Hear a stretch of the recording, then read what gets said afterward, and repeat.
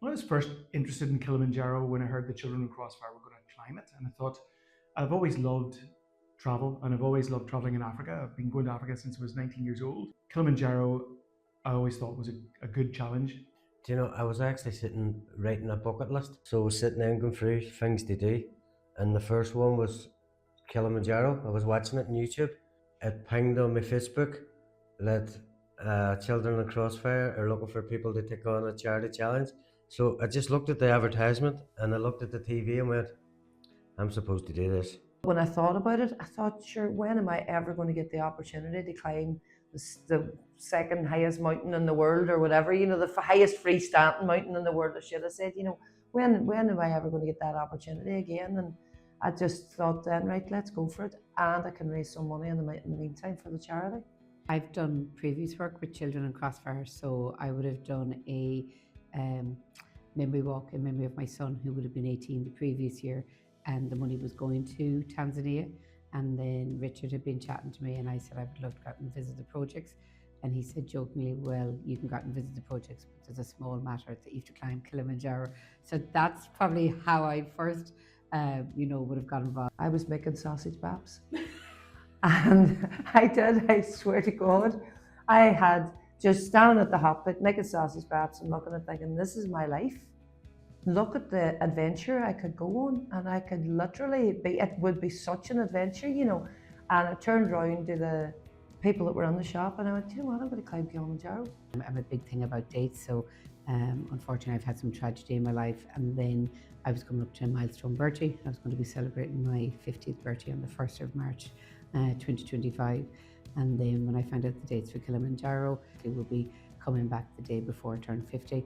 My husband passed away 2 weeks before he turned 50, so turning 50 I didn't want to, so I just thought it would be a nice way to remember my husband and my children, and do something, get fit and healthy for 50, and suppose maybe an unorthodox way. Some people mark 50 in a different way, but yeah, for me, I thought getting to the summit of Kilimanjaro would be a good way to mark it. Kilimanjaro, it's not to be taken lightly, but it is a major challenge. You're starting in very hot, equator levels of heat.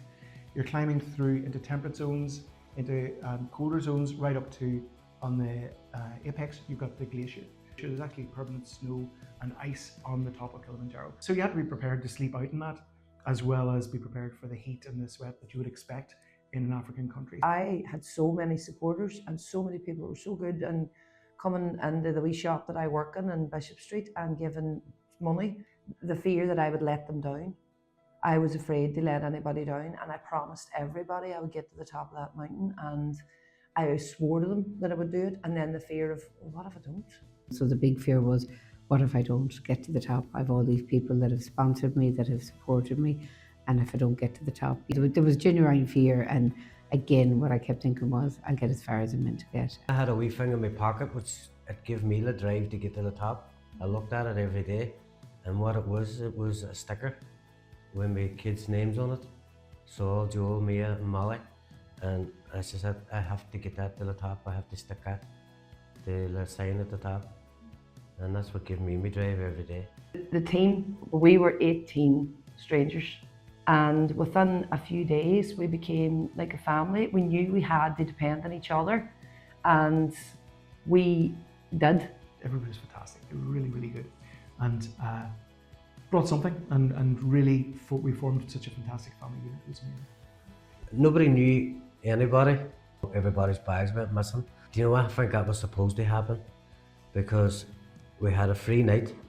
Nobody knew nobody, but that just brought us all together. It was brilliant, and we just got closer and closer every day, and it was just a brilliant crowd to be with. It was great.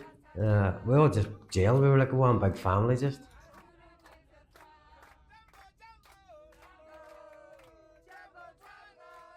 Then we actually climbed the peak. They actually got to the top. What happens is you start at 11 o'clock at night, so you probably won't have slept with excitement and the fact that you're sleeping at such altitude. You don't sleep very well anyway. You get up at 11 o'clock at night, you get into all your gear, and then you start climbing. You're walking through thin air, so you're very, very short of breath. Every step, you're getting into thinner and thinner air. So that was tough. That was very, very tough. Twice we stopped for a rest on the way up. That twice I wanted to come down. You just keep climbing and climbing and climbing, and it was exhausting. I was willing to give up at that point. I was willing to say, I'm done. Like the summit climb for me will stay with me for the rest of my life, I suppose. You know, my son was 14, my daughter was 6, my husband was 49, we lost him, and my mum had just passed the week previous. And I know it sounds silly, but getting to the summit of Kilimanjaro is the closest I felt to them, because, you know, I felt like they were just above the clouds. And to do the night climb, yes, it was, you know, they carried my backpack, they were amazing, you know, and there was no talking. I love talking, as you probably can tell. There was no talking on summit night, because they just said, preserve your energy for the breathing, and, you know, control your breathing. And I said my prayer silently. I spoke to my family and I said, just get me to the top. But yeah, as people come over the edge of that mountain, they do burst into tears, because when you think of the journey they've made, you know, some of them have come from the start of it, thinking about it probably a year before, the difficulty maybe in, you know, it's tough times for people trying to fundraise, people trying to get to the level of fitness where they would require to get to the top. You know, you could see that there were some people who were going through quite an experience, and it was lovely to see, and we all knew we all had each other's backs, and we had the support of the group, which was just fantastic. You know, all we hugged each other, and I remember there was one wee lady called Maeve, and Maeve was crying, and I remember trying to wipe her tears, because I said, they'll freeze in your face will be sore, come on, you know, don't be crying. It's just very emotional. Do you know, there was loads of things go through my mind. You know, I wanted to do star jumps, wanted to run around, high five everybody, but my body just wouldn't let me. I was that exhausted. You know, I had a smile on my face. You know, every photograph at the top, you see everybody's hugging and smiling and glad they got it. You know, getting to the summit, my birthday was a couple of days later. There was 14 of us made the summit, there was 18 of us that started, and we carried those other 4 in our hearts that night, because they got as far as they were meant to get. And, you know, them singing happy birthday to me at the top of Kilimanjaro is something that will stay with me for the rest of my life. And then actually getting to the summit, and I, you know, did it for primarily John Thomas and Amelia and my mums.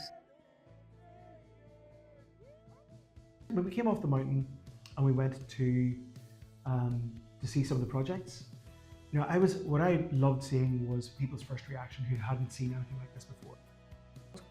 Even coming off the mountain to go and visit the projects and to see where the money went, that was really, I mean, I'm not a fan of the word awesome, but it really was. It was overwhelmingly, you know, you were just, how grateful these people were, and how lovely they were, and how they just benefited from what has been given to them, and they take nothing for granted, you know. And there was a man said to me one time, you know, all you're doing is throwing a pebble in the ocean, and my reply was, but pebbles make ripples.